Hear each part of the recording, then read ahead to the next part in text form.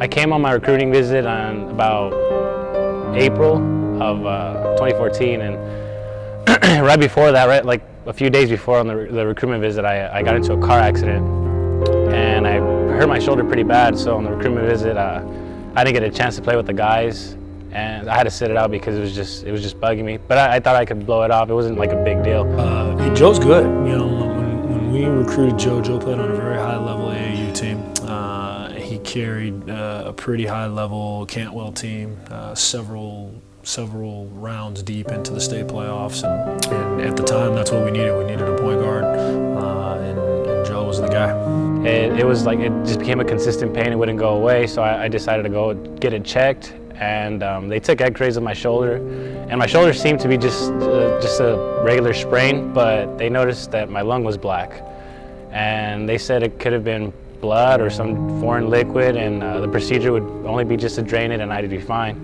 So the next day they sent me to get some scans done, and they confirmed that it was just blood, and it would just require just draining, and the recovery would take about two to 3 weeks. So they scheduled me for surgery the following day for about 7 a.m. and my surgeon ended up showing up about 2 hours after my scheduled surgery, and he tells me that he wasn't very comfortable going in, that he wanted to send me down for more testing because he feels like he saw something in there.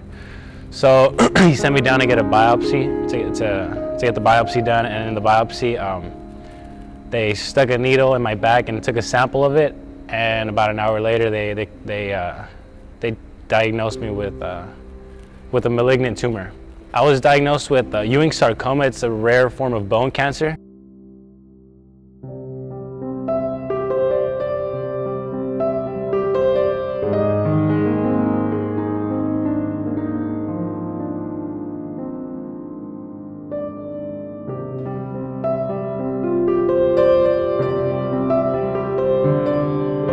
It grew in a tissue in like my lung, right outside my lung.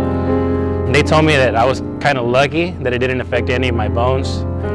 So, and then after that, they sent me to UCLA, and that's where I began treatment. What is it like for a young person, a young healthy athlete, to hear the word cancer? Yeah, at first I was shocked. You know, I didn't expect. I was really healthy, I thought, and I mean I was just coming off from a pretty good season from high school, and so I would have never expected that to kind of happen to me, especially because the way I felt. I felt no pain, no sickness, no nothing. No, there was nothing going on, and to hear the doctor say that, I was just in shock. I could not believe what he had just told me. Start by telling me about Joe as a person. Joe's a great kid. I mean, what a story, you know, he is. We were fortunate enough to get the opportunity to recruit him 3 years ago now, and then he had an unfortunate car accident right before his official visit up here, which actually turned out to save his life. You know, but through the whole thing, Joe's been phenomenal. He was phenomenal to talk to, and we recruited him. He's a great kid. His family's done a great job raising him. He's a good student. He's a fun person to be around, and you know, he's an unbelievable reminder of how lucky we are to have the days that we have.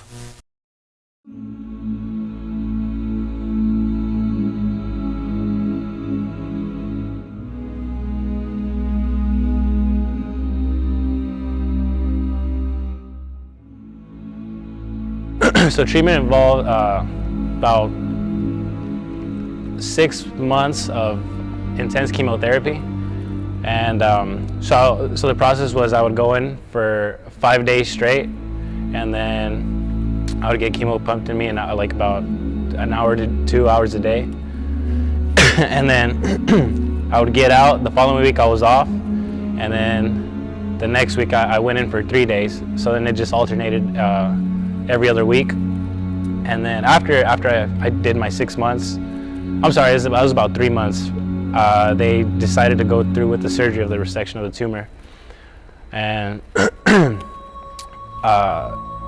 the surgery itself took about 8 hours, which left me about a 14-inch scar, and I was in bed rest for 2 weeks. After that, I couldn't move, I couldn't get up. And then about a week after I got out of bed rest, I started doing chemo again. So I did that for about 5 weeks, and then I started radiation along with chemo. Yeah, so radiation it was 5 days a week for a month, and it took about an hour long. I had a pretty bad burn in my back, but it didn't really scar or anything. So radiation wasn't too bad, but it really exhausted me. And then I finished that. Following radiation, I continued chemo from that December of 2014 until the following April, I believe. So in total, it was about 9 months of chemotherapy, a month of radiation, and then the major surgery. What kind of character does it take to battle through this kind of disease? You know, just a willingness to fight every day, you know. In the conversations we had while he was going through it, you know, there were days when he just didn't sound very good, you know, and so he was always positive. You know, went down to visit him a couple times during the year when he was going through it, and you know, he never wanted to talk about it. He wanted to talk about the team. He wanted to talk about everything but it, you know. And so after a while, I would just stop asking him about it. You know, I'd ask him how he was doing that day, and then we'd talk about basketball or something else. You know, I don't think anybody can truly understand, you know, what a cancer survivor goes through until you've actually done it. Now, as you're going through all that, how much of a motivation is it for you to know that you're a college basketball player, you have that opportunity waiting for you, and to get healthy enough to come back and play? Yeah, that was that really helped a lot. I just kept it in the back of my head, like this I have to finish. I have to get through this. I have to get healthy again.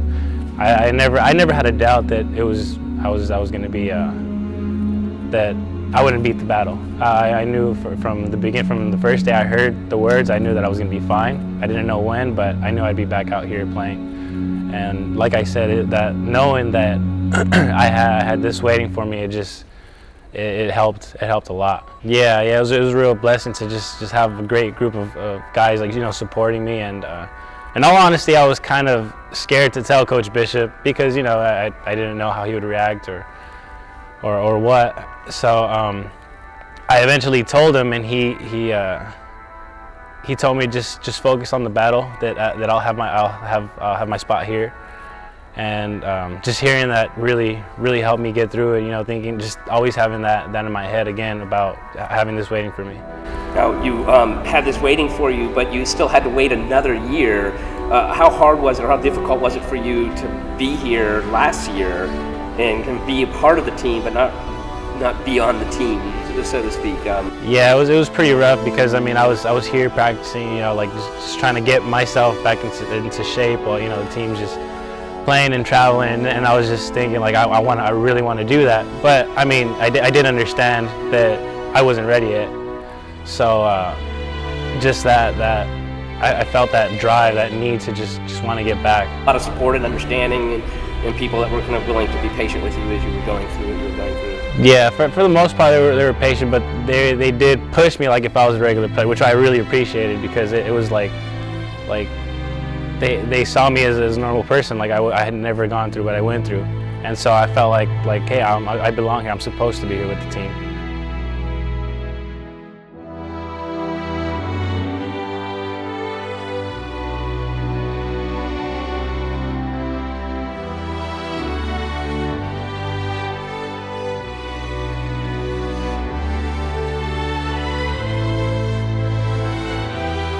Through my mind, I was gonna go make some shots and don't turn the ball over. That's what was going through my mind. Going through his mind was probably a million different things. You know, he said after the game, that's about as nervous as he's ever been in his entire life to do anything. You know, and so, You know, it's just one of those things. I mean, anytime I put a kid in the game, I expect them to go out there and do their job. I wouldn't put him in, you know, if I thought that he couldn't play.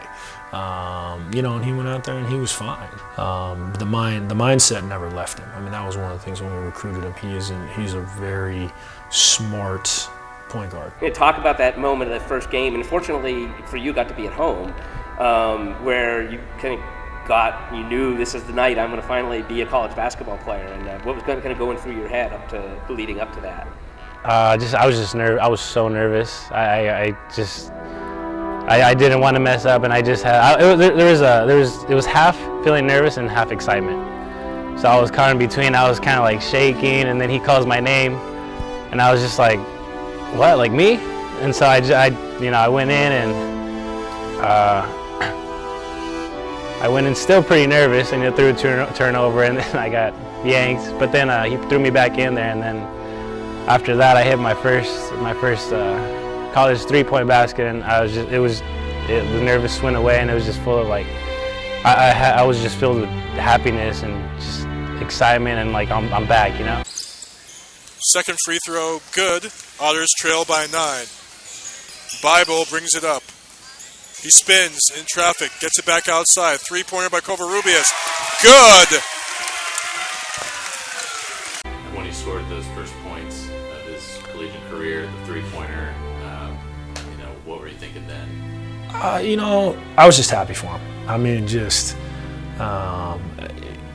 had kind of come full circle. I don't think it's complete yet, but I think the fact that to get from where he was to then the cancer, to then get back out on the floor and be productive, I think kind of came full circle. And I just felt good for him. You know, I think everybody on the team felt good for him. I know he felt really good for himself, and those parents were happy they were up here. You know, because that's really, to see him start to have some successes, I think really helped him. You know, because he put a lot of faith in us as he was going through what he was going through, and to that kind of rewarded back, to get the opportunity to play, to be able to get out there and make shots again, I think was really good for him on a lot of different levels. Talk to other people, other young people who may be finding themselves in that kind of same situation. Just never lose hope. Just always stay positive. That's just half the battle. Just staying positive. Just gotta never doubt yourself. Never doubt what you're capable of. Just keep the hope alive. Every day he's smiling, you know, because he knows he's been gifted another day. I expect big things from Joe. You know, he's still now, he's in his third year out of high school, you know, second year back playing. He redshirted last year. And he's still recovering, you know. I mean, he's still trying to get his body back to where it was before, and he's taken some much bigger steps this year. I mean, it really ravaged him for a year. So, you know, he's getting better and better every day out there, and it means that much to him. So I'm Joe Covarrubias, and I'm a cancer survivor.